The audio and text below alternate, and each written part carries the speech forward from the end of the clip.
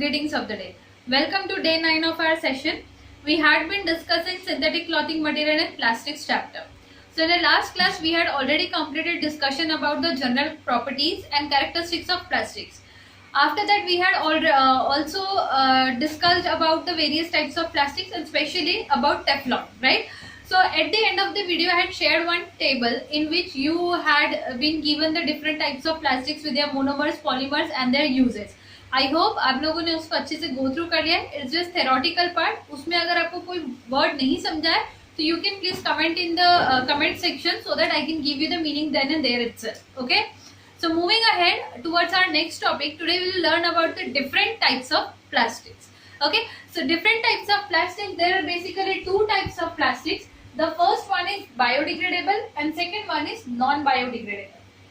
The word may be broken into two different pieces like bio and degradable. Okay, so bio means biologically, naturally, through natural means, and degradable means to get converted into simpler substances, to get decomposed. Decompose होना मतलब कोई बड़ी सी चीज जो बहुत बड़े compounds है उनको टुकड़े में छोटे छोटे पीसेस में वापस बंटना. ठीक है, so degradation means decomposition or conversion into simpler pieces. Fine. So types of plastics. Biodegradable plastics are those plastics which get decomposed into smaller or simpler substances naturally through some natural process, like with the help of action of microorganisms. As we all know that microorganisms are omnipresent. Omnipresent means they are present everywhere. So these microorganisms help to carry out different day-to-day reactions. Okay, so अगर कोई भी चीज आप अगर फेंक देते हो after the use, तो थोड़े दिन बाद you will see that it will automatically vanish, it will disappear or it will disintegrate into smaller pieces. So how it is happening? It is happening with the help of microorganisms only who are eating up to that particular substance for as their food, right? So biodegradable का definition आप लिखोगे, the type of waste which easily gets converted into simpler substances through some natural processes, that is with the help of microorganisms. Whereas non-biodegradable are the types of wastes which do not get decomposed on their own due to natural processes. ठीक है, biodegradable waste and non-biodegradable waste. Sorry, okay, this is not types of plastics. The topic is actually types of waste. Make a correction. Types of waste. Okay, so we have biodegradable and non-biodegradable waste. Non-biodegradable waste we have already discussed कि biodegradable और non-biodegradable में plastics कहाँ पे आता है ना. Plastic अगर आप अर्थ के नीचे अगर डालते हो तो एज इट इज सालों तक मिलता है, तो plastic obviously non biodegradable kind of waste होगा, है ना. और बायोडिग्रेडेबल कौन से हैं? बायोलॉजिकली जो डिग्रेड हो जा रहे हैं, लाइक आपके किचन वेस्ट.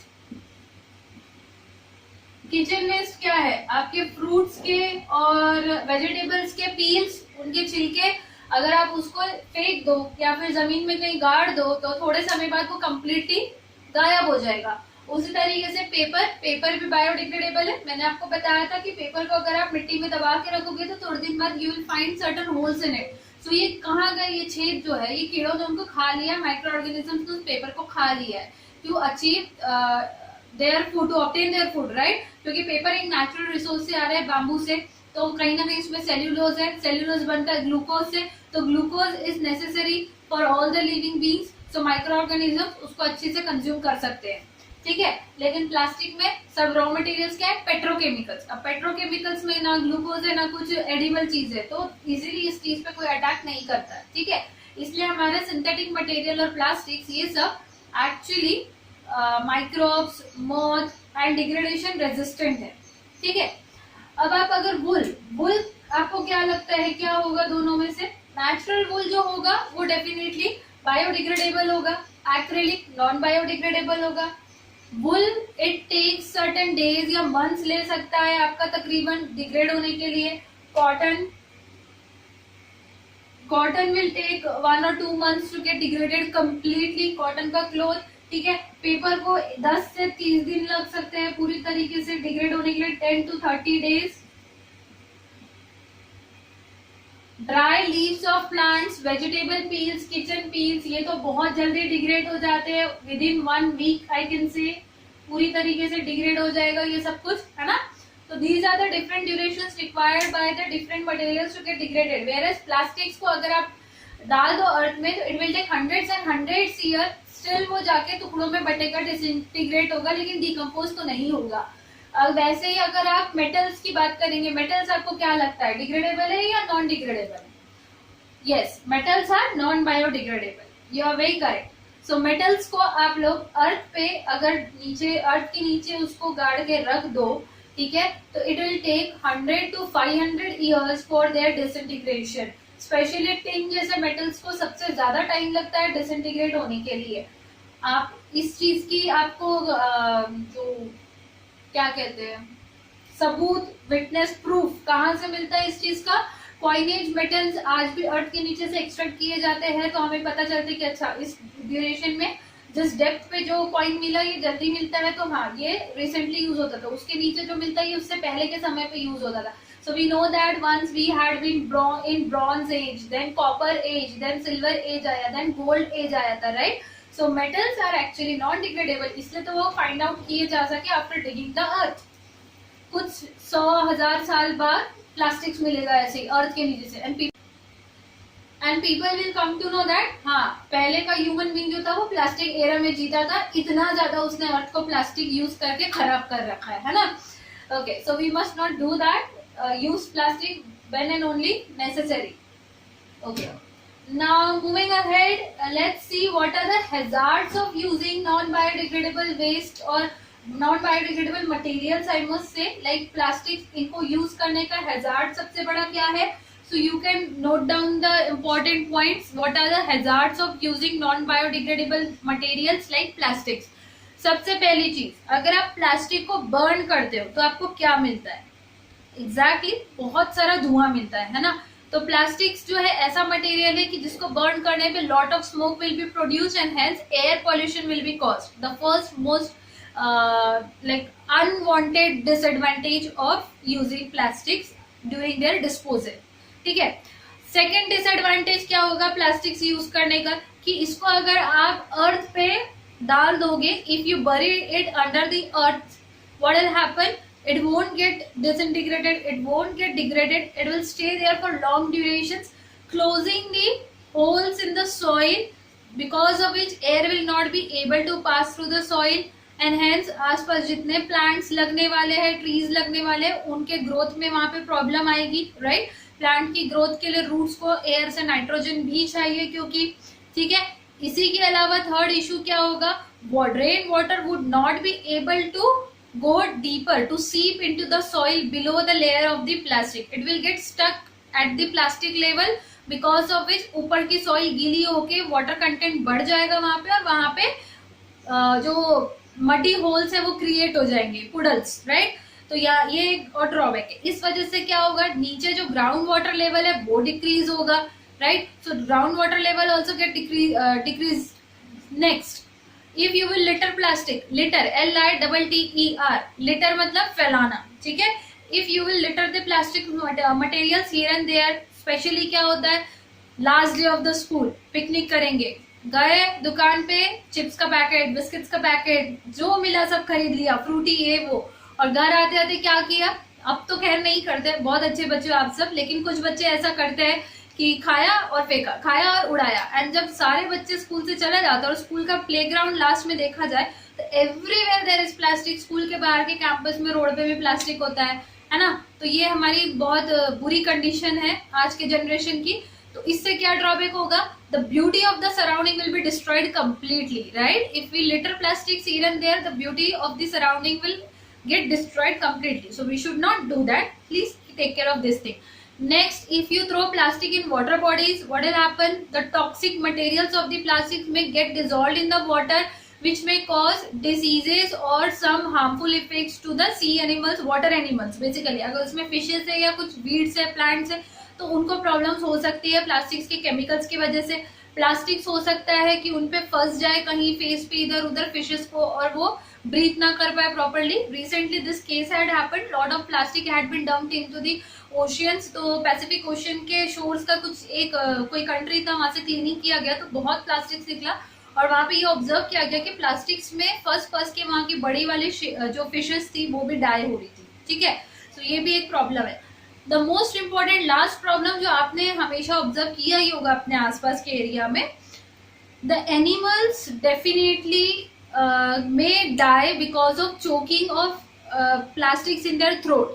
अगर काउज है आपके एरिया में कहीं, ठीक है, और वो आप उसको देखोगे कि उसको कुछ खाने के लिए यहाँ वहां नहीं मिला, तो उसको जो वहां पे पड़ा हुआ है, कुछ भी कचरा है या उसमें प्लास्टिक के बैग के अंदर कुछ है, food material, the cow goes and Yeats that plastic bag completely. So plastic bag क्या होगा, उनकी स्टमक पे एक लाइनिंग बना लेगा जिसके वजह से उनका फूड जो है डाइजेस्ट नहीं होगा, उसका स्टमक जो है वो एब्जॉर्ब नहीं कर पाएगा न्यूट्रिएंट्स को फूड के, फाइनली वो माल नरिश्ड होगी, सफर करेगी। या फिर हो सकता है प्लास्टिक डायरेक्टली जाके उनके फूड पाइप या रेस्पिरेटरी पाइप में अटक जाए और वो चोकिंग से वहीं पे डाई हो जाए। ठीक है, सो एनिमल्स को सबसे ज्यादा रिस्क है प्लास्टिक्स के लिए। Okay, so the Maharashtra government has took very good initiative last year in regarding this। they have banned the use of plastic, common plastics, है ना। तो हम लोग को कहीं भी जाना है, अगर शॉपिंग के लिए कोई भी सामान खरीदे, we need to take care कि हम पेपर बैग्स लेकर जाए, अगर ड्रेसिंग मटेरियल्स की शॉपिंग करने जा रहे हैं, या फिर हम पेपर बैग्स या क्लोथ का बैग लेकर जाए अगर हम ग्रोसरी लेने जा रहे हैं तो। So make sure you use this things definitely instead of plastics. ठीक है, ओके, नेक्स्ट मूविंग अहेड। अब आपने प्लास्टिक से जो प्रॉब्लम्स है वो सीख ली, तो इससे बचने के लिए क्या तरीके हैं?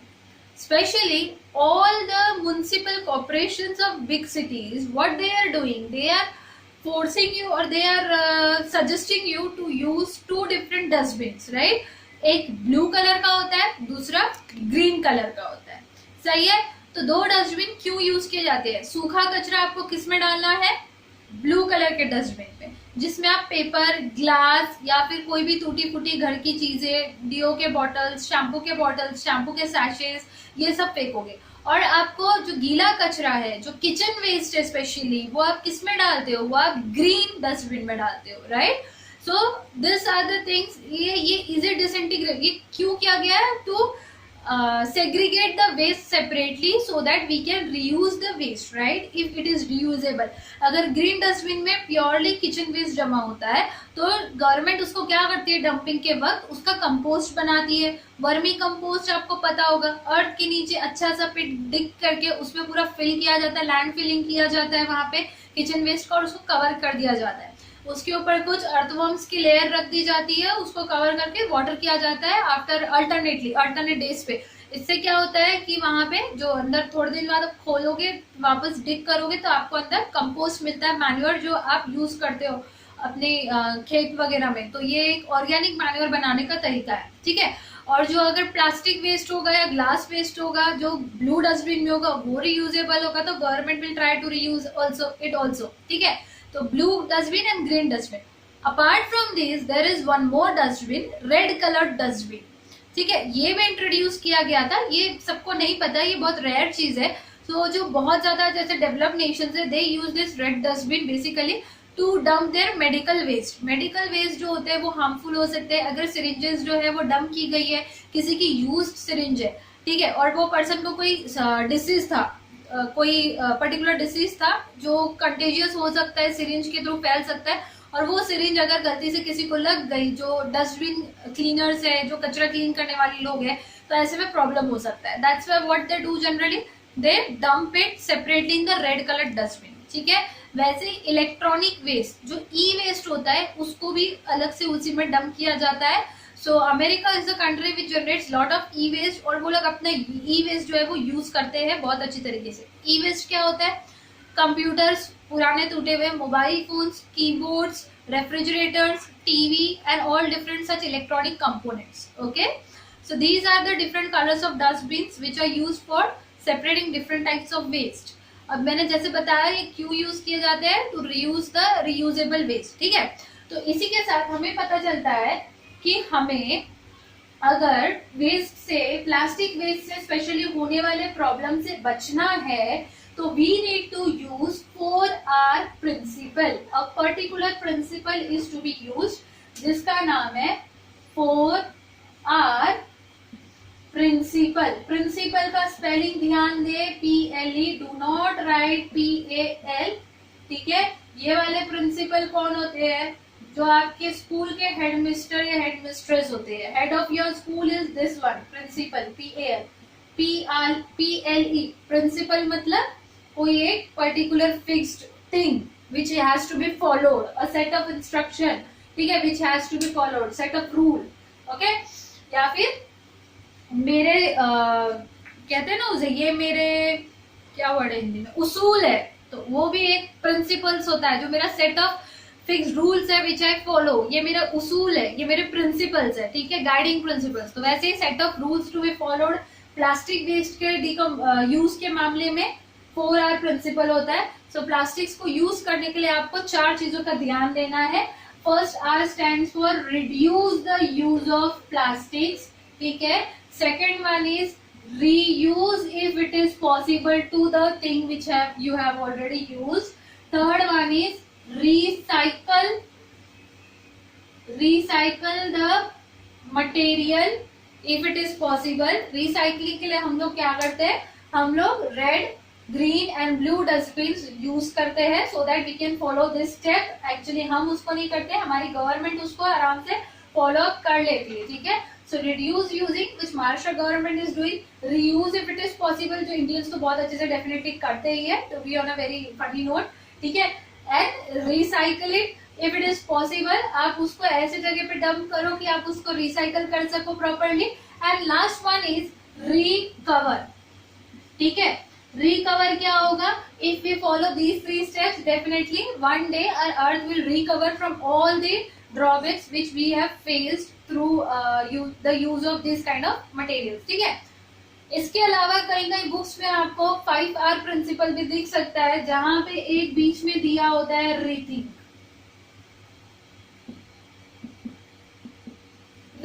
ठीक है। सो रीथिंक क्या है? Rethink before using the plastic material. If आपके पास ऑप्शन अवेलेबल है, कोई पेपर बैग है या क्लॉथ बैग है, go with it instead of going with the plastic bag, ठीक है। So this was all about different types of waste materials and the hazards of using the non-biodegradable waste materials or the plastics, ठीक है। So as we know that there are the different hazards of using plastics, we are trying to recover from those hazards. So one of the steps which scientists have tried during this is that they are trying to discover photodegradable or biodegradable plastic materials. So photodegradable मतलब जो sunlight की help से degrade हो सके ऐसा plastic material, और biodegradable मतलब जो माइक्रो ऑर्गेनिजम्स की हेल्प से डिग्रेड हो सके ऐसा प्लास्टिक मटेरियल। तो उसी दौरान साइंटिस्ट ने कुछ स्टार्च बेस्ड बायोडिग्रेडेबल कुछ प्लास्टिक्स डिस्कवर किए, जिसमें से एक है स्टार्च बेस्ड बायोपॉलीमर्स होते हैं। बायोपॉलीमर्स क्या होते हैं? जो बायोलॉजिकली डिग्रेड या फिर डिकम्पोज हो सके, ठीक है। अब उसी में कुछ एग्जांपल्स है पॉलीहाइड्रोऑक्सी अल्केनोइड्स। पॉलीहाइड्रोक्सी अल्केनोइड्स मतलब जिसको शॉर्ट में बोला जाता है PHA। P stands for poly, H stands for hydroxy group and alkanoid stands for A, ठीक है। सो अल्केनोइड्स क्या होते हैं? कुछ कार्बन की चेन वाले कंपाउंड्स होते हैं जिसमें बहुत सारी कार्बन की चेन्स लगी होती है। सो एक कार्बन है तो अल्क के जगह आता है मिथ, तो मिथेनोइड। 2 कार्बन है तो इथेनोइड, 3 है तो प्रोपेनोइड, 4 है तो ब्यूटेनोइड, 5 है तो pentanoid. We know that pent, hex, है ना, ऑक्ट फॉर 8, सो ऑन। तो ऐसे नाम दिए जाते हैं, ठीक है। अब पॉली है मतलब ये पॉलीमर्स है, ओके। तो ये स्टार्च बेस्ड बायोपॉलीमर्स है, जिसका सबसे इंपॉर्टेंट टाइप है पॉलीहाइड्रोक्सी अल्केनोइड, जिसमें एक एग्जांपल यहाँ मैंने लिख रखा है पॉली 3 हाइड्रोक्सी ब्यूटीरेट। देखो मैंने बताया था अल्क की जगह ब्यूट आया, मतलब 4 कार्बन की चेन होगी जिस तरीके से, ठीक है। और 3 पे hydroxy, first, second and third carbon पे हाइड्रोक्सी OH ग्रुप लगा है। ये एक मोनोमर का स्ट्रक्चर है। ऐसे बहुत सारे मोनोमर जुड़ के आपका बायोपॉलीमर बनेगा, जिसका नाम होगा पॉली 3 हाइड्रोक्सी ब्यूटीरेट, ठीक है। सो ये एक बायोलॉजिकली डिग्रेडेबल मतलब बायोडिग्रेडेबल प्लास्टिक मटेरियल होगा which has been discovered recently by scientists. इसको in short PHB बोला जाता है। PHA इसका एक टाइप है, PHB, okay. So this was all about the new discoveries. अब एक छोटी सी बेसिक चीज डिस्कस कर लेते हैं। अगर आपके आसपास कुछ भी प्लास्टिक मटेरियल है तुरंत से उसको उठा के चेक कीजिए। अगर आपका बॉक्स जो है वो प्लास्टिक का है, वाटर बॉटल है वो प्लास्टिक की है, रेफ्रिजरेटर में कोई बॉटल है, अच्छा गर्मी का सीजन है तो डर्मीकूल होगा या नाइसिल का अगर पाउडर का अगर डब्बा होगा आपके पास तो उसको आप उठा के देखिए, उसके नीचे पे बॉटम पे एक ट्रायंगल बना होगा जिसके अंदर एक डिजिट लिखा होगा। Digit must be between 1 to 7, ठीक है। वी हैड डिस्कस दैट अगर आप ग्रोसरी पॉली बैग्स को चेक करते हैं तो उसपे आपको 4 नंबर लिखा दिखता है ट्रायंगल के अंदर कुछ इस तरीके से। नीचे लिखा होता है LTPE, उसके नीचे लिखा होता है रिसाइकलेबल प्लास्टिक। सो प्लास्टिक्स को जनरली 1 से लेकर 7 तक के अलग अलग नंबर दिए जाते हैं ट्रायंगल के अंदर जो इस तरीके से लिखे जाते हैं। सो रिसाइकलेबल काइंड ऑफ ट्रायंगल बना हुआ है एक साइकिल के समान, और नीचे उनके अलग अलग टाइप्स के प्लास्टिक के नाम लिखे होते हैं। तो जो आपका रेफ्रिजरेटर का बॉटल होगा उसपे या तो 3 नंबर होगा, जो आपका नाइसिल या डर्मीकूल का बॉटल होगा, किसी भी टैल्कम पाउडर का बॉटल होगा उसके नीचे 5 नंबर होगा, नीचे PP लिखा होगा। वैसे ही जो वाटर ड्रिंकिंग बॉटल्स है उसपे भी PP या PET लिखा होगा, ठीक है।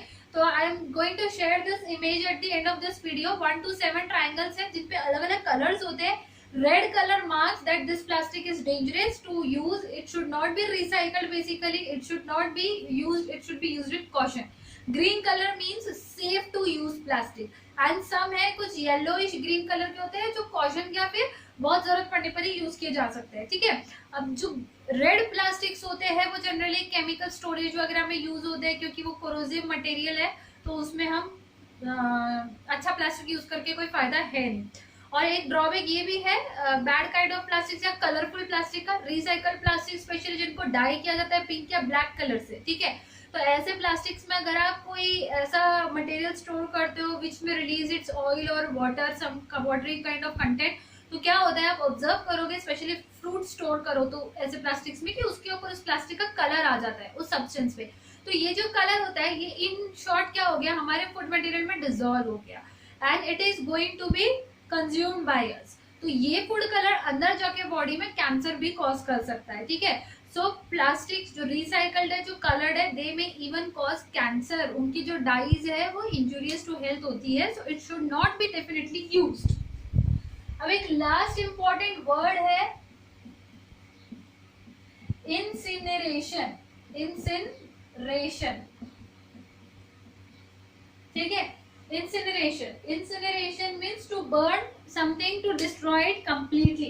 So it is a process to destroy the plastics completely. As we know that plastics is not biodegradable. तो प्लास्टिक वेस्ट को अगर हम कलेक्ट करके लेके भी जाते हैं घर घर से, म्यूनसिपैलिटी के जो लोग हैं वो लेकर भी जाते हैं, तो उसको जहाँ भी डंपिंग साइट पे डंप करते हैं वहाँ सिर्फ ढेर भरते जा रहा है।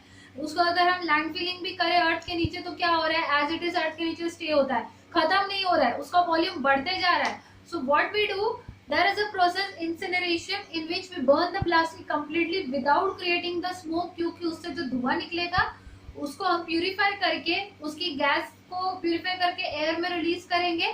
और उससे भी पहले जब ये गैस फुल स्पीड में रिलीज होता है तो इससे हम टर्बाइन्स रोटेट करके इलेक्ट्रिसिटी भी प्रोड्यूस कर सकते हैं। This process is actually use in some most developed nations and in India recently Delhi has tried to use this process through the association with GUT. So in the description I am sharing the link of that particular video, kindly go through it और आपको पता चल जाएगा कि incineration कितना useful process है।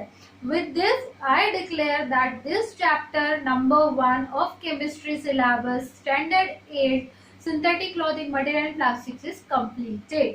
आपका पूरा का पूरा ये खत्म हो चुका है चैप्टर 1। अब इससे रिलेटेड जितने भी क्वेश्चंस है या जो भी चीजें हैं I will share in the personal WhatsApp groups और else in the next video with chapter number 2 in the description link also you may find the PDFs. Okay, till then thank you and have a good day.